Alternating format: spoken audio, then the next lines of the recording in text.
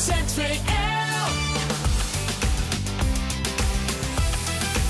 Omroep ZVL. Waar zijn we hier? Ja, de dikke bandenrace eigenlijk als aansluiting op de start van de Scheldeprijs. Ja, dus we hebben echt een grote wielrendag vandaag in Terneuzen. Ja, klopt. Vanochtend dus gestart met de ploegenpresentatie hier op de markt. En daarna de start. En om 1 uur konden we om gaan bouwen richting een leuke dikke bandenrace voor de kinderen. Dus echt 1 dag wielrennen, ja. Ook wel veel deelnemers geloof ik hier aan de dikke bandenrace. Ja, zeker, zeker. Het leeft dus ook in Terneuzen. Dat is mooi om te zien. Heel veel kindjes die toch komen. Het weer helpt natuurlijk ook mee. Maar het is mooi om te zien dat in alle categorieën er gewoon heel veel kinderen veel plezier hier aan beleven en lekker meedoen. Ja, het lijkt net op het echte peloton. Ik zag al valpartijen, kettingen eraf, mechanische problemen. Ja, dat hoort er allemaal bij, hè? Ook op jonge leeftijd al.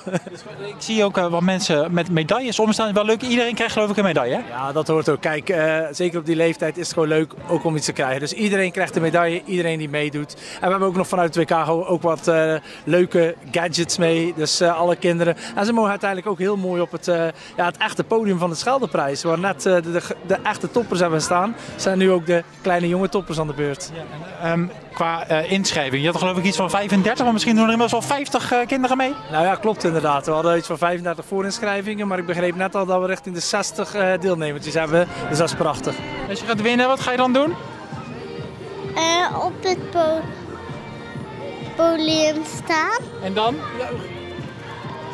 Nee, dan ga ik gewoon stil als een standbeeld. ZVL.